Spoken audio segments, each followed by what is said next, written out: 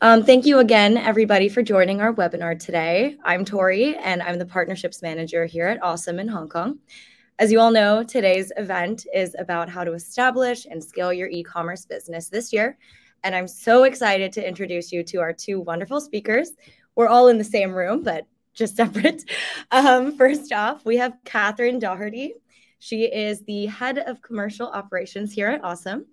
And we also have Nick Bartlett, who is the co-founder and director of sales and marketing at CBIP Logistics, headquartered here in Hong Kong. Catherine and Nick will be sharing some insights into how to set up your e-commerce business, why Hong Kong is a good place to be setting up your company here, and how to lean on logistics companies to help you scale your company and your e-commerce business. Before we get started, I just want to let everybody know your microphones will be turned off. But if you have any questions or would like to share any comments, please feel free to leave them in the chat section down at the bottom, and we'll try to get to them depending on time. I hope you all enjoy the webinar today. And without further ado, I'll go ahead and let Catherine take it from here. Thank you. Perfect. Thank you so much for the introduction, Tori. And thank you all for joining today's session. It's really great to have you all here. I'm hoping you find it useful and learn a few things about setting up your e-commerce business in Hong Kong. So I'll kick off by giving you a quick introduction to Osome by explaining a little bit about what we do and who we are. So we're a digital professional services provider with offices in Singapore, the UK, and Hong Kong, of course, offering a one-stop shop solution for entrepreneurs, startups, and SMEs with a team of in-house corporate secretaries and accountants that can handle your company's registration, corporate secretarial obligations, accounting, taxation, payroll services, and your company's audit. And as well as that, through our partnerships, we're able to assist with applying for visas, opening business bank accounts, insurance, and legal services as well. And we very much see it as our job at Osome to ensure that we free up lots of time for business owners by taking care of their tedious business admin so that they can focus their time and energy on what really matters. And that's building their websites, developing their marketing strategies, focusing on customer service, and of course, growing their revenue. So if we flick to the next slide, please. Perfect. Oh, one over from that. We're one behind. There we go. So let's now take a look at why Hong Kong is a good place to set up your e-commerce business. Well, Hong Kong has a thriving e-commerce industry. And if we look at recent trends and statistics, it's clear that there's no better time than now to set up an e-commerce business here. Historically, Hong Kong consumers were fairly reluctant to shop online, but social distancing measures and the closure of many brick and mortar stores during the pandemic pushed consumers to buy online. And as a result, the e-commerce industry has experienced really rapid growth here. And thankfully, that shows no sign of slowing down anytime soon. And e-commerce sales in Hong Kong are expected to grow 8.3% annually, which is pretty significant. Another reason why Hong Kong is a great place to set up a business is because it's incredibly straightforward, inexpensive, and fast to set up a company here. You'll need at least one director and one shareholder, but they can be of any nationality and residency, which of course is highly advantageous for foreigners, as it means you don't have to find and appoint a local person to act on behalf of your company. When it comes to share capital, the company can issue any number of shares in any value and in any currency. So you can start with this as little as $1 Hong Kong in share capital. You will need to appoint a corporate secretary. This is a mandatory position in Hong Kong, and that position can be filled by an individual who's a resident here or a body corporate such as Osome. The final thing that's required is a registered office address in Hong Kong. And in order to make it as simple as possible for our clients, both of these are included in our incorporation package. The entire registration process can be completed online within a few days, and the business admin can also be handled remotely as well. So there's no need to step foot in Hong Kong if you're based elsewhere and want to set up a company here. Another big advantage is Hong Kong's extremely attractive system of taxation. I'm sure many of you are aware of this already. To begin with, profits tax is very low here, a tax rate of 8.25% will be applied to your company's first 2 million Hong Kong dollars worth of profits. So that's about 250,000 US. And profits above that amount will be subject to a tax rate of 16.5%. As well as that, Hong Kong follows a territorial system of taxation.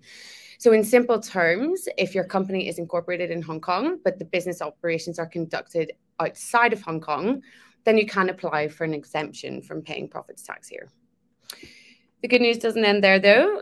Other tax benefits include no sales tax, so no VAT or GST, no dividend tax, no capital gains tax, and no withholding tax. And finally, Hong Kong has a very strong logistics infrastructure, which I'm sure Nick will be covering in greater detail later on in this session. All major courier companies have invested heavily in Hong Kong. For example, DHL operate one of their largest sorting and distribution centres here. And these providers rely on Hong Kong as a key strategic hub. And this is, of course, great news for your e-commerce business, as it means your customers' orders can be fulfilled quickly and easily, both domestically and internationally. Okay, if we can move on to the next set of slides.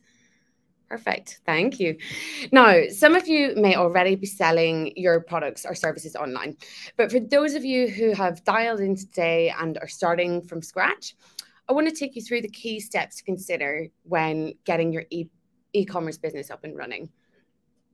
The first step, of course, is putting together your business plan, which will involve doing your research and making some key decisions, such as what you want to sell, where you're going to source your products from, who your target audience is, which markets you want to sell in, and how you plan to get your products to your buyers. The next step will be creating your website, an online store. Now, creating your website will be one of the most important parts of starting your e-commerce business. Essentially, it's the face of your business. First, you'll need to decide on your domain name, and it's recommended that you choose a name that indicates what your business is or what your business does. Next up, you'll need to choose an e-commerce platform, and this will be the base you use to build and develop your online store. There are loads of website builders out there to choose from. For example, Shopify, WooCommerce, Shopline, Bootier, to name a few. And these platforms make it incredibly easy, even for those with very little technical skills and expertise, to get your website up and running, looking professional, ready to take orders and receive payments. So once your beautiful website is up and running, the next step is choosing your business's legal structure. The business entity type that you choose will have important legal and financial implications. Generally, you'll choose to create a sole proprietorship, a partnership, or a private limited company. The most popular and common type of entity in Hong Kong is a private limited company, and that's mainly due to the benefits that this type of entity affords. First and foremost, all of the company's profits, assets, and liabilities are separate from the directors and shareholders of the company. Therefore, it separates your personal assets from the business. This protects, for example, your home, your car, and your savings in the event, God forbid, that your business is sued or defaults on a loan. Another particularly important consideration, if you're thinking about scaling your business, is that registering your business as a private limited company also makes it easier to access business funding. You can raise capital after the incorporation by issuing shares to new investors. And it's generally easier for a private limited company to get bank loans compared to other business structures. As I've previously touched on, there are tax advantages. This type of entity can take advantage of the low profits tax and the territorial tax system that I've already discussed. And as well as these key advantages, this type of entity will ensure that your business name is protected and can't be used by any other company. It gives your business more credibility as it conveys more trust to your customers. It makes it easy to transfer ownership if you decide to sell the business at a later stage. And lastly, and very importantly, you will need to be locally registered to deal with many of the suppliers and providers in the APAC region. Okay, so once you've registered your company, it's super important to set up an accounting system for your business. Your company will have accounting obligations that must be followed in Hong Kong. The accounting work, i.e. the bookkeeping and the preparation of the management reports, must be completed for each financial year. And this has to start from the date of registration. As well as that, you will be required to file a profits tax return and to submit a mandatory audit report in Hong Kong on an annual basis. For e-commerce businesses who typically have high transaction volumes, it's really important to have a good system in place from day one, not only because of your accounting obligations, but also because it will be impossible to accurately handle your finances if you don't keep your financial records in order. Keeping your payables and receivables under control, together with other payments, is a major prerequisite for steady and well-planned growth in e-commerce. Additionally, having your accounts in order will be necessary if you want to consider business funding. Now, the final step before getting started is opening a business account for your company. While you do have the option of applying for a local bank account, if you're based in Hong Kong, there are more convenient options for opening a business account here. Hong Kong has an abundance of fintech platforms which you can use for a business bank account. Some of the most popular options being Neat and Airwallex. These accounts operate in a similar way to a traditional bank account, but they do have some added benefits, especially for e-commerce companies, which tend to have overseas customers and suppliers. With these accounts, you can collect, hold, and pay out funds in multiple currencies. So as an example, your customer can pay in their local currency, let's say USD. You can receive and hold those funds in USD without being forced to convert back into your home currency, which avoids extortionate currency conversion fees, as you can pay out in foreign currencies, or you have the choice to convert when the time is right. And this will, of course, reduce the overhead of entering new markets.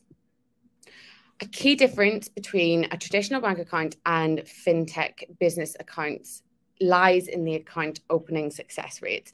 And it is notoriously difficult to open an account with a traditional bank in Hong Kong, especially if you're a new business. You're much more likely to succeed with a fintech company. And there are other perks involved with this as well. These accounts are free to apply for. There's no initial deposit or minimum balance requirements, and you can apply fully online. Again, super beneficial for those of you that aren't based in Hong Kong. So now on to the next set of slides. Thanks, Tori. So now we've discussed how to get your business started. Let's take a look at the ways in which you can really start to scale your business. You'll never grow and scale your business if nobody knows it exists. Therefore, coming up with a winning marketing strategy is essential. And there are some key areas you can focus on, which are very likely to lead to success. I'm sure you've all heard the term SEO, which stands for search engine optimization. And this is about making your website more visible and easily discoverable on search engines such as Google or Bing. It mostly involves adding keywords to your site copy that potential customers would use when searching for products like yours. So let's take an example. If you are an online pet store, and one of the products that you sell is gourmet dog treats, in order to optimize a web page for these, you would consider adding all three keywords to the title, the URL, throughout the page copy, meta tags, and descriptions. And you can even include them in a blog article as well. That will really help. So if someone searches for dog treats, the search engine recognizes you have what they want and ranks you high in the results. And this way you can capture people with high purchase intent. And what's even more fantastic about this type of marketing is that it's free. It's also recommended that your business has a presence on social media. Hong Kong does have a high social network penetration rate, with Instagram, Facebook, and Twitter ranking as the most popular here. If you find you're seeing a lot of traffic on your social media profile, another option that you can could consider is investing in social commerce software such as Sleekflow, which will enable you to sell your products and services directly through your social media account. So it's pretty nifty. Unfortunately, often organic social reach is not enough for e-commerce businesses, and you may need to pay for more exposure. The most popular options are pay-per-click, for example, Google AdWords, where you pay to appear on top of search results for chosen keywords.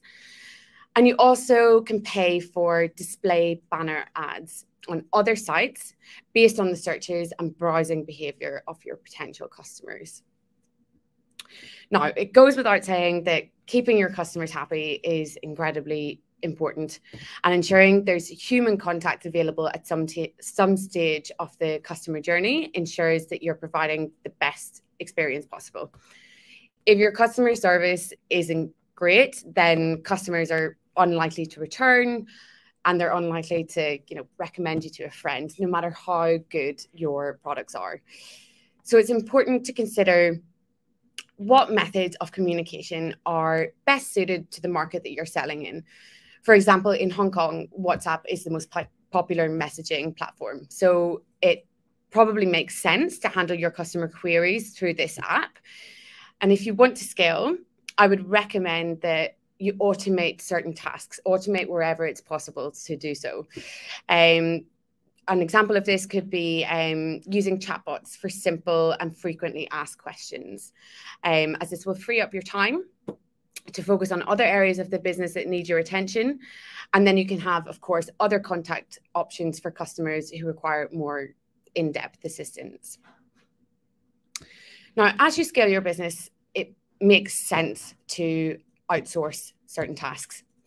When you first start selling online, packaging and shipping each individual order yourself may be manageable. But as your business grows and the number of orders increases, you're quickly going to find it impossible to keep up. Hiring a fulfillment company to take on the job of processing, packaging, and shipping your orders will allow you to scale up exponentially. And as well, if you're serious about scaling your business, it's also highly recommended that you choose a provider who specializes in e-commerce accounting that can categorize expenses and transactions, monitor cash flow, track inventory and customer returns, and stay on top of your taxes as well. At Osome, we provide our e-commerce customers with monthly management reports that break down your finances into a digestible format that clearly outlines what you're bringing in and what you're spending, so that you can make informed business decisions that will be key to you succeeding in this industry.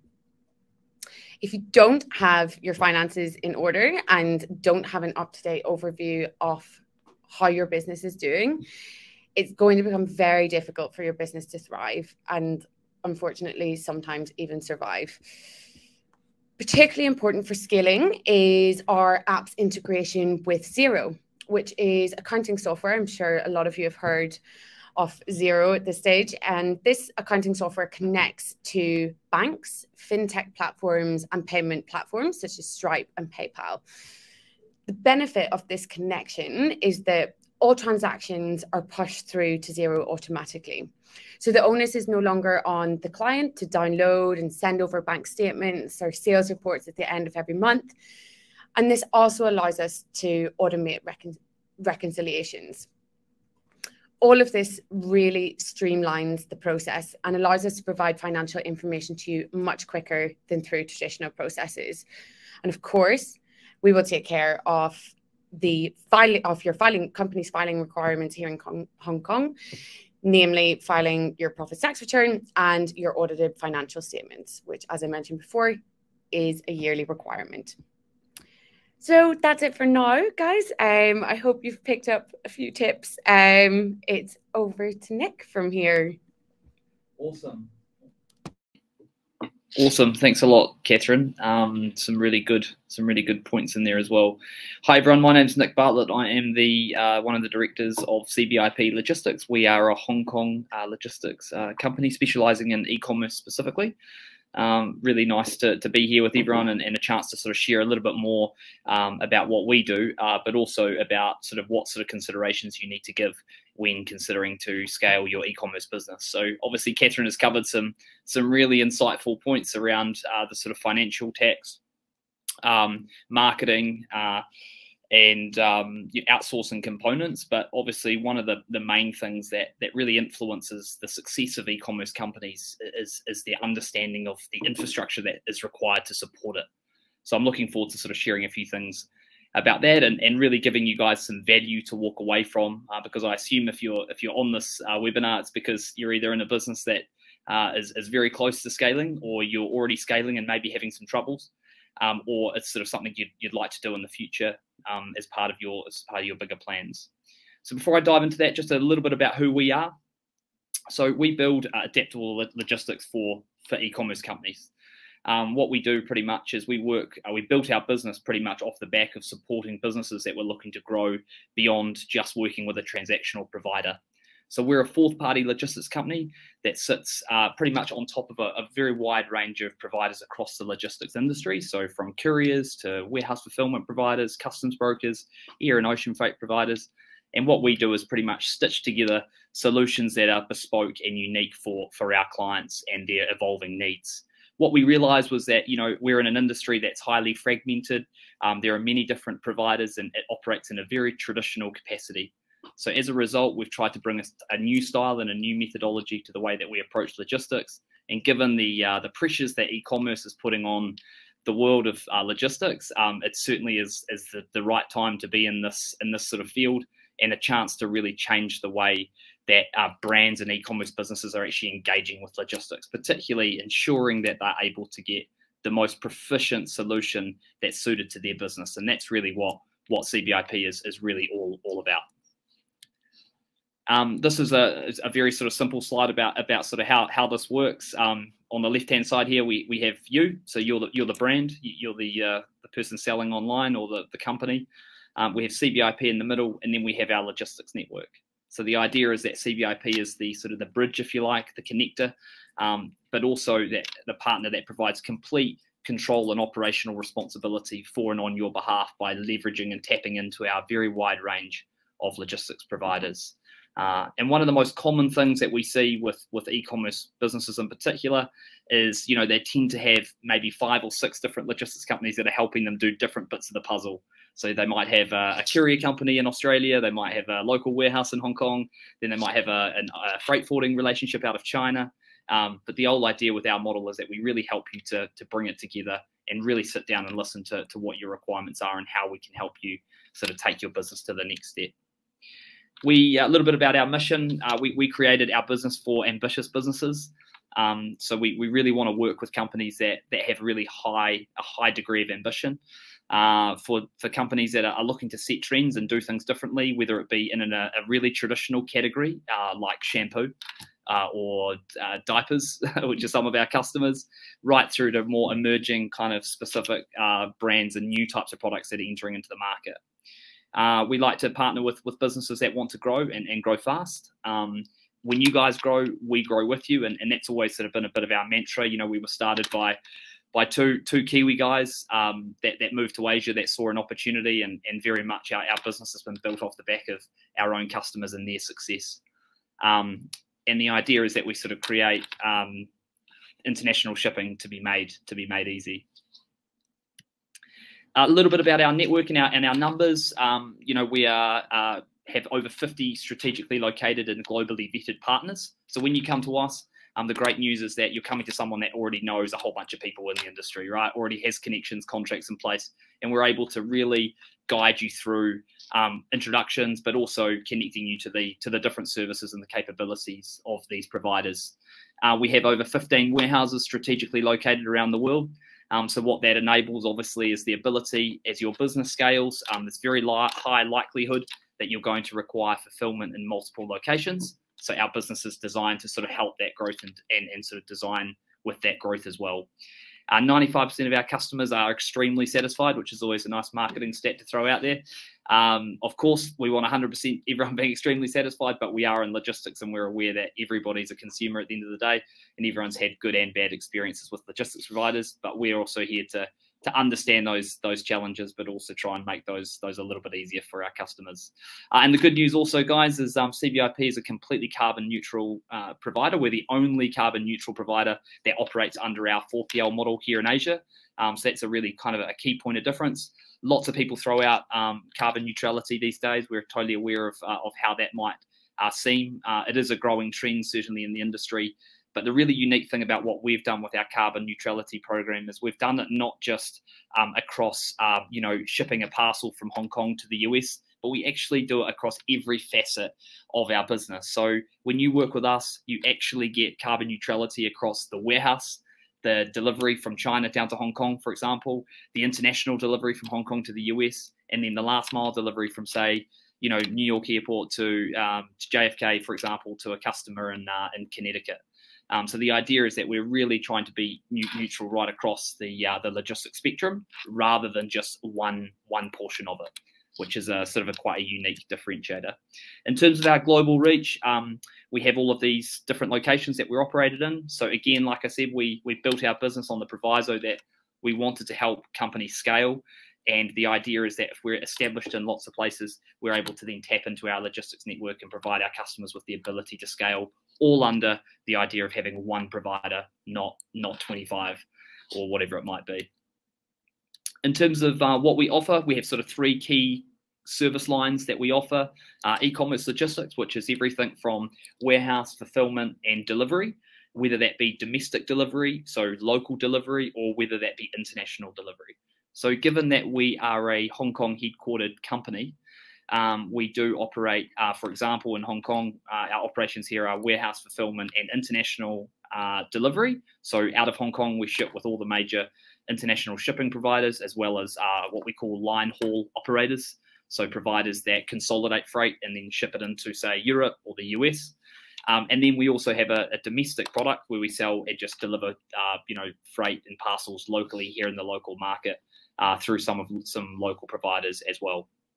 Then we have a service called full service, which is full service logistics for us is kind of the traditional side of the industry. We always look at logistics kind of now in two segments. One is kind of the emerging side, e-com logistics, and the other is sort of the traditional side. And when I say traditional, I mean things like air freight, ocean freight, big contract logistics, putting, for example, putting 100 pallets into a warehouse and then moving 100 pallets at one time. The one thing that people really misinterpret and misunderstand is that most of our industry is made up of these traditional providers. Actually, not many providers are actually e-commerce specific experts. And as a result, that's kind of what's putting a lot of pressure on the industry, as these big, old, slow-moving providers are slowly migrating into a world of e-commerce. So to give you a really good example of that, there's a company here called Maersk, who are a very, very large global shipping company. You would have seen their boats if you've been flying into Hong Kong or flying anywhere into an airport around the world. You would have seen their big ocean vessels. These guys, traditional business has always been the movement of big containers on the water. This company is now buying lots of smaller e-commerce logistics providers as a way to get itself into this side of the industry. So it's sort of the industry's in a really sort of funny transitional period at the moment, and it's sort of going through that change. But that's sort of a second service is on full service, and then third on sort of consulting, which really is about trying to help work with our customers on developing what their e-commerce logistics or full service logistics program needs to look like in the future. It's really important for us that we're not a transactional provider. We're very intimate. We're quite bespoke. And as a result, we sort of really like to sort of sit down and get to the nuts and bolts and the details with all of our customers. How we make logistics work, very simple. We meet with you. We'll help you. Whether or not you work with us or not doesn't really matter for us. Big part of it for us is about understanding fit and making sure that we are the right fit. If we're not the right fit for you, then we'll sort of suggest some other alternatives that you might want to consider. We then make some offers and a proposal, and then we sort of start working with you. One really unique thing that we do with most of our customers is we actually work on a pilot basis. So we actually try and let customers test our services out, which again is also quite a unique proposition. Not many logistics companies do that. We sort of say, okay, here's the solution. Here's what it looks like. Go test it out. If you like it, great. If you don't, then there's no obligation. And that's another sort of unique way of operating with our customers. And a little bit here about us, but I won't go too much more into that around why choose us. But I think the most important thing here is that we are a different type of operator. We're interested in doing things in a more emerging kind of less traditional way, and we're very much specialized specifically on e-commerce and helping our businesses go from maybe a kitchen fulfillment operation domestically in Hong Kong to broadening their operations right throughout the world and scaling their business. So really the nuts and bolts of this is kind of in the next 15 minutes or so to sort of really talk about scaling your logistics and what that means. One of the most, I guess, the biggest issue that we see with e-commerce companies that are looking to kind of grow their business, or one of the things that hamstrings them the most, is just a real lack of understanding and sort of underestimation of the importance that logistics plays in an e-commerce business. I always say to customers that if you sort of strip everything back from an e-commerce perspective, if you have the nicest store, the greatest colors, the great marketing, this great online experience, and then you fail at the last hurdle by either picking and packing the wrong order or delivering to the wrong address or having a parcel damaged or being late, it really spoils the rest of it. So it's a bit like having a really awesome meal and then having a terrible dessert. You sort of remember the terrible dessert rather than the nice meal. And I always say to customers, it's really critical to remember just how important it is. And in actual fact, it should be right up there in the top 3 of your priorities among, obviously product is really crucial to your success, marketing, and then sort of logistics. Because logistics really powers the overall experience that you provide. So I've included a couple of notes in here that are actually external notes from others that talk a little bit about why logistics is so important. And you can sort of see here just the impact it has both on relationship, brand reputation, and the importance of getting fulfillment and delivering orders right in terms of the ability to actually scale your business. So without really giving logistics off the first ball off the tee, without giving it the focus it deserves, your business will struggle to scale in any capacity whatsoever. So why is it so important then? And what sort of things do you need to do when you're considering to scale? So the first thing you need to do is you need to find an e-commerce logistics partner. You need to find someone that you trust, someone that's got capability. Now, of course, we're putting our hand up and saying we're here to help. But of course, there are lots of providers in the market, and there are lots of different providers that have different strengths and different weaknesses. So it's really important to find that partner early on. You need to balance value and add logistics with profit. So what we mean by this is you need to not assume that your product is $15 and that your logistics is going to cover that, including your nice thick 50, 60, 70% margins that you're expecting. A lot of the time, people completely underestimate the overall cost of logistics, and a guiding light for what your logistics should be somewhere between kind of 8 and 15% of your total cost. So, because logistics at the moment is going through such a change and there are so many rising costs, the Ukrainian situation is driving up fuel prices. There's huge issues around congestion, a lack of aeroplanes, a lack of ocean freight vessels that are on the water. All of this is driving differences in price. So you have to be really adaptable to how you actually factor in the commercial reality of your logistics. Everyone wants to offer free shipping, and I can tell you right now, free shipping doesn't exist. It doesn't exist. And a brand will promote free shipping all over its banners and everything else, but you are paying for it. You just don't see it. And so in reality, you need to really try and find a good balance with how you manage your logistics cost center. Prioritize free and fast shipping, obviously free being the operative word here in terms of how you market, but obviously fast shipping is pretty critical to customer experience and also customer expectation. There's a growing number of data points that point to everyone wanting delivery within that kind of 24 to 72 hours. Now, that's not necessarily has to be the case for everyone.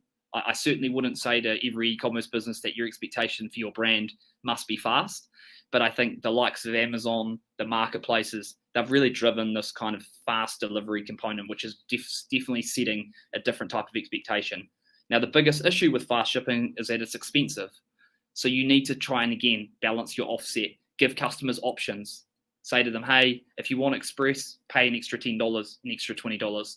Find some methodology to subsidize it in the way that you balance your costing at the checkout.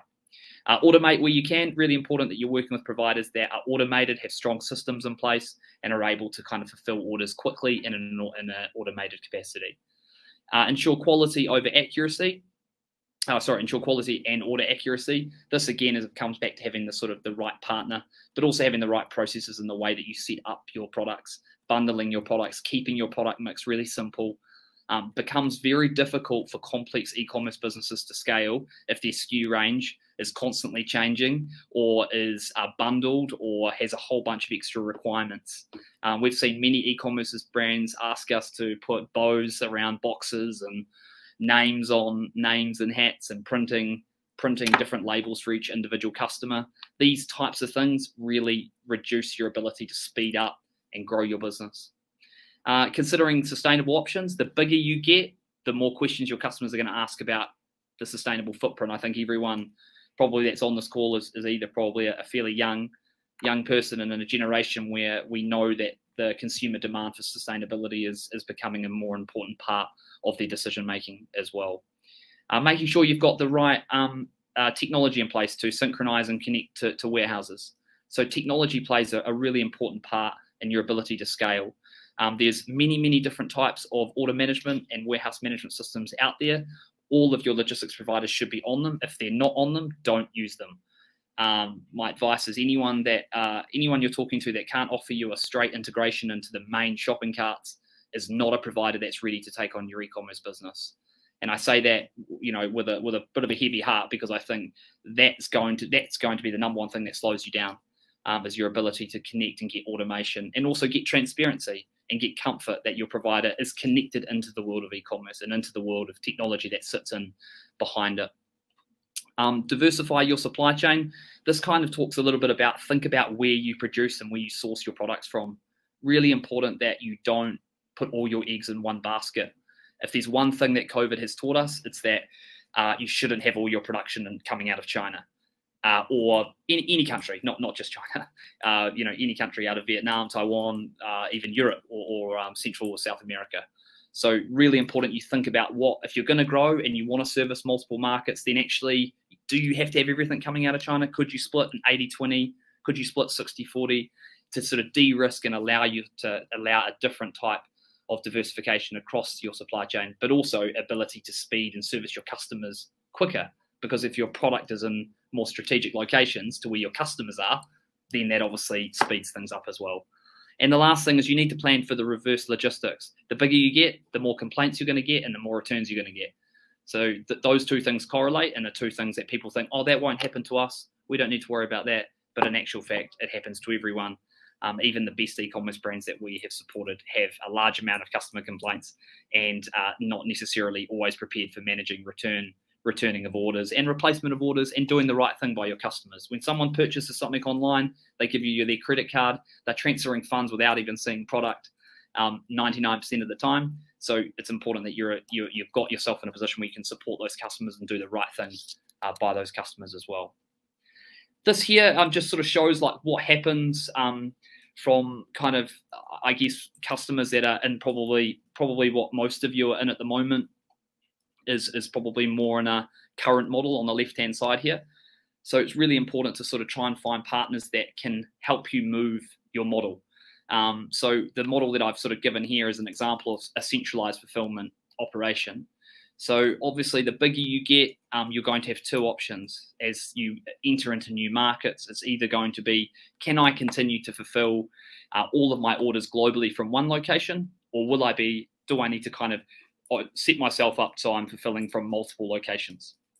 So most of the time at the moment, particularly for smaller companies, they're looking at kind of that current model, which is where they're just doing distribution from maybe their home or their kitchen or their garage or maybe some small warehouse. But as you're getting bigger, You need to think about, okay, I'd like to enter into the US market. I'd like to make my product available in Europe and and perhaps other parts of Asia Pacific. Where is the best place for me to do this? How can I structure my logistics so it's the most proficient to support those customers and meets their expectations? So this is one of the really important pieces of the puzzle that a lot of people miss, and that is around how do they best structure the physical operation to support the markets they want to do. If there is one tip I've got for everyone out there today, it's do not try and sell your product to the world. You need to be smart about the channels you choose. You need to be smart about the markets you choose, because too many times the reasons e-com businesses fail is because they have a Shopify based in Hong Kong trying to sell to the world with a product valued at $40 US, right? It's just basic math, really, to say that's not going to work. And what's disappointing is that a lot of these brands have actually had great products, great websites, great customer experiences, but have just fallen down because they've fundamentally misunderstood how to actually go about setting their business up to service all of these countries. So really strongly recommend that you think really smartly about what sales channels. So for example, your own .com store is one channel, what marketplaces, if you wish to be on marketplaces, and then where is the best place to actually fulfill those from? Is it to fill it from each one of the markets? Is it to fill it from one central location like this example sort of shows? This here is just to show you a little bit more about understanding the logistics flow and what happens when you're shipping product into a warehouse. I think a lot of the time people forget, people sort of just correlate e-commerce fulfillment with just, once it's in the warehouse, it just gets shipped out. But actually what happens before that? What happens further up the supply chain? And what happens is that 9 times out of 10, most of you guys on this call will be producing products somewhere in Asia or somewhere in the East or even down in the Pacific. And you will be having to move that freight once it's produced or once you've purchased it from your manufacturer and get it actually into your warehouse. So this sort of just shows at a very basic level kind of the pre-alert, the unloading, and the inbound process, and then sort of putting inventory away and getting it ready. This is a really important part, because this actually, if you don't have this part right, then the next part can't work right? So a big part of scaling your e-commerce business is ensuring that you have a really strong continuity of demand planning, really strong continuity of forecasting with your freight forwarders and saying, hey guys, we have this much volume coming up out of the factory in China. We need it to be in the Hong Kong warehouse by these dates because we've got a sale going on our website on these dates, and everything then kind of follows through. So, planning and sort of having a detailed methodology for how you handle your planning and your production cycles, and then how that relates to your actual warehousing and fulfillment is really important. This here is more on the other side. So what happens when an order is received at a warehouse, for example?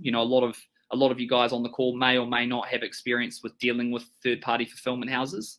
And obviously, I think all of us here are definitely online consumers ourselves, so we know what it's like to receive an order. And I think we've probably all purchased from different brands and had different experiences. Here in Hong Kong, Zara deliver within like 20 minutes, it feels like. And then other guys take 3 days, 4 days. And you sort of think, well, what's the difference? It's the same city, same operational kind of considerations. But this part here really just points to orders are created. Then the importance of having the technology integrated into your warehouse provider. So, for example, if you're trading on something like Shopify or Magento or WooCommerce, one of these sort of front-end e-commerce storefronts, then your warehouse management is automatically directly integrated to that. And we automatically would receive the order, or your provider of choice would receive the order. And then that warehouse would fulfill the order within an agreed period of time. So generally here in Hong Kong, as an example, and also very similar to our other operations around the world, we're sort of looking at kind of a cutoff for a same day fulfillment, and then a sort of next day fulfillment for after the cutoff, and then delivery, obviously, once the order is picked and packed, and we have an agreed method for shipping. So whether it be through like Shongfeng or DHL or FedEx, or potentially on a consolidation service, then there's obviously a transit to get it to the customer. And then most importantly, making sure that that data flow and all of those different events, or what we call milestones in the fulfillment process, are actually communicated to your customer. As soon as you guys outsource and rely on third parties, the flow of data and the flow of milestones is really critical to ensuring that you provide your customers with that nice dessert that we've talked about earlier in the call. This one here just shows if you were doing more what we call omni-channel sellers. So, you know, as you look to scale, one of the most common sort of, I guess, forms of scaling your logistics is by expanding the number of sales channels that you work across. So, for example, if you were looking to scale your business from Hong Kong, but you just didn't want to scale it, you just wanted to scale the sales channels. You didn't necessarily want to scale the different markets with your own .com store, but you were looking to tap into, let's say, Lazada and Shopee, so you could have reach for your product to all of Southeast Asia, for example. This is one of the most common decisions that brands make as sort of their first phase of scaling their businesses, to migrate their .com site into a more wider sales channel, such as these. These particular sales channels, as examples, do have their own operations sort of SLAs or KPIs in terms of fulfillment. But generally, this is just to sort of show you that the process is very, very similar to doing your own .com versus doing, let's say, like an alternative marketplace channel. But this is a really, really common scenario that a lot of you will be looking at as you look to scale. And it's a good tip, because using marketplaces, they've actually done a lot of the problem solving for you already, because they control the logistics. So here in Hong Kong, for example, for Lazada, Shopee, all we have to do is receive your orders, pick and pack your orders, and we deliver them directly to Lazada and Shopee, and then they take care of it from there for you. So actually, it's a really easy, low cost, and you get access to over 100 million people shopping on these platforms. What are some of the challenges for businesses, you know, particularly as they look to scale, and some of the most common, I guess, challenges that people come to us with? A big one comes down to data and visibility and the use of these things. You know, I think we live in a world of data and information now that we need to be able to ensure that people have transparency, and not just you as the brand, but all of your customers as well. Everyone deserves transparency. And at the moment, it's a bit of a challenge, but that's definitely, the industry is migrating towards that. And as you guys look to scale, keep this in the front of your mind. Obviously, in terms of alerts and communication are really important. The industry, like I said at the start, very fragmented, very traditional, not good at communication, love Excel, love email. We don't like those things. Osome don't like those things. We're all about trying to do these things differently. So you need to be working with providers that are willing to sort of be in this more automated environment. Make sure you communicate with your customers around tracking and the status of their shipments. The most common inquiry we get is, where's my shipment? Literally, where's my shipment? That is it. People don't care about how long it's taking, or the context for what's happening in Shanghai, or they don't care about those things, right? They just want to know, where's my shipment? And we get it, right? As soon as you've paid for something on your credit card, you've lost control, right? You've lost control until it's in your hands and you're holding it. That's why people still shop in retail, in my view, is because the immediacy of it.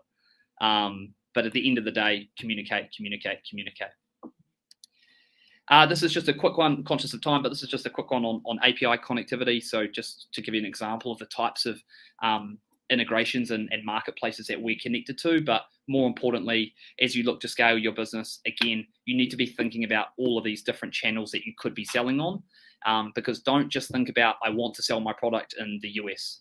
You need to be thinking about, where is my product best fitted, and what sales channels are going to support my product to get to that reach. So whether that be the US, or whether that be out Southeast Asia, or whether that be here in Hong Kong through HKTV Mall, or through your own storefront, you need to think really smartly about the right places to put your product.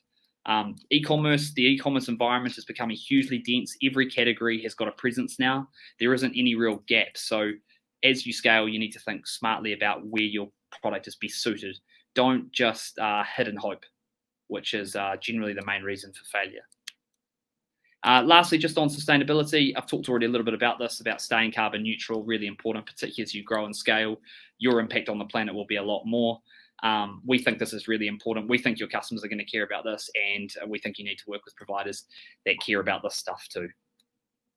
I've talked a little bit about why us. I don't want to go on about that too much, but this presentation will be made available. But if you are interested in having a chat, a free consultation for us, we'd be happy to sit down, assess your needs, and look at your requirements, and also look at how you're doing things now, where you guys want to get to, and whether you're at a very early stage or you're at a sort of more mature stage on this call.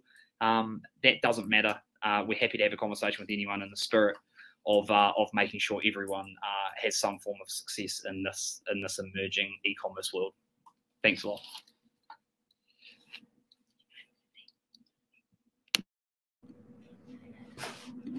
All right. Thank you so much, Nick, for that. And thank you, Catherine, as well.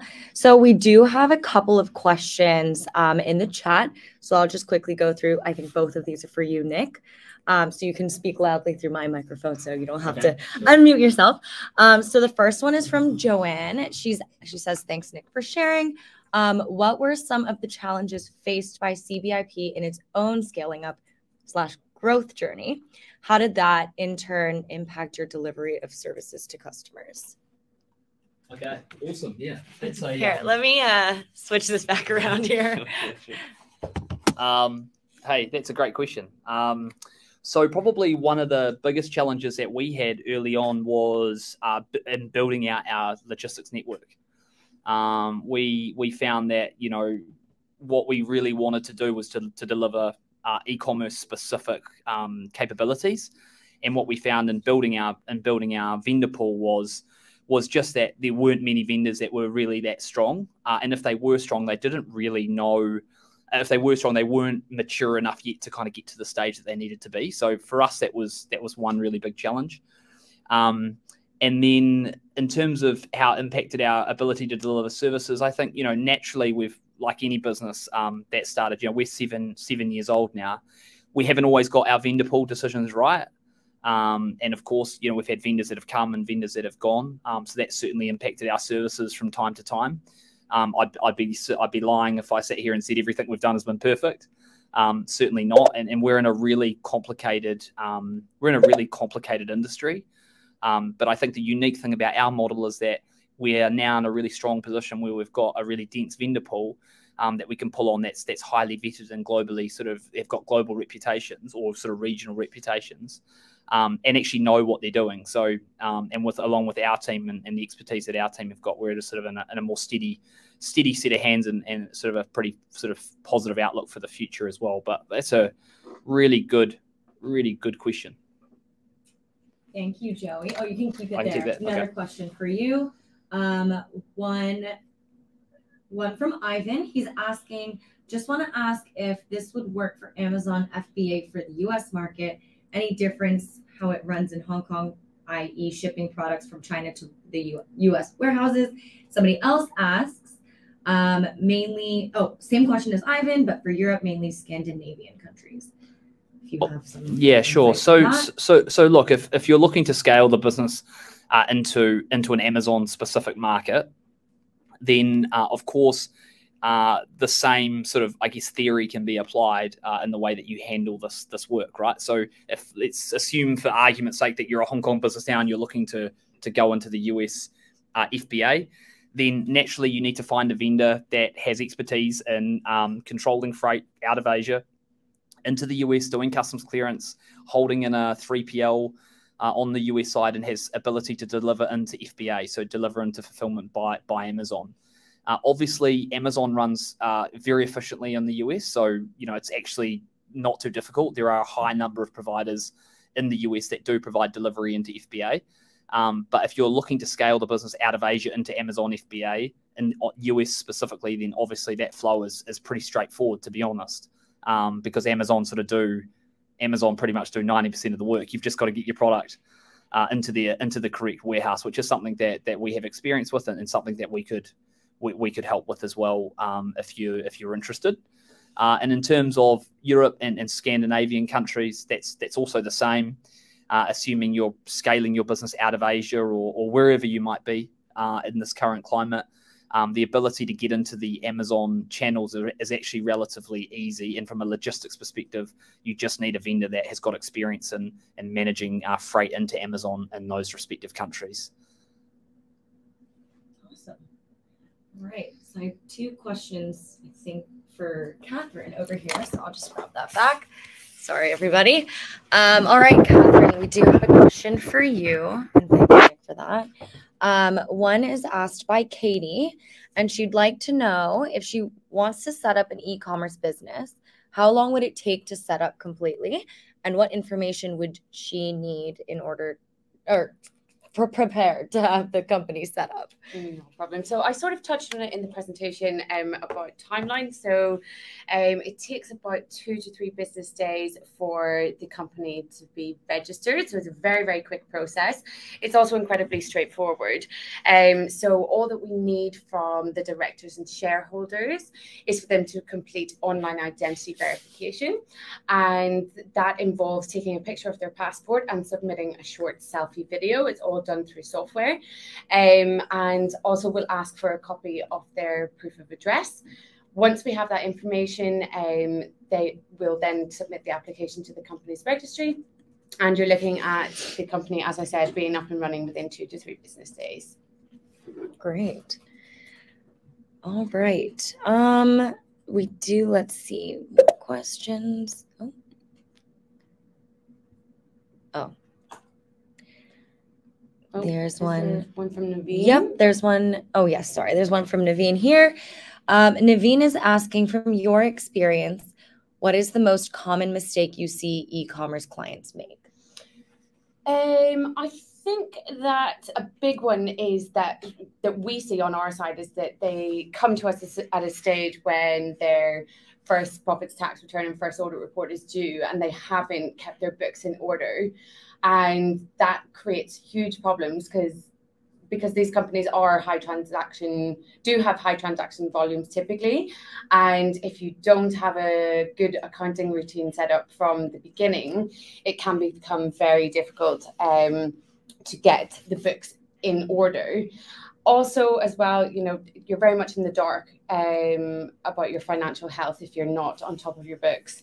And, that information is crucial for making business decisions that, affect your success and, the speed at which you can grow your company.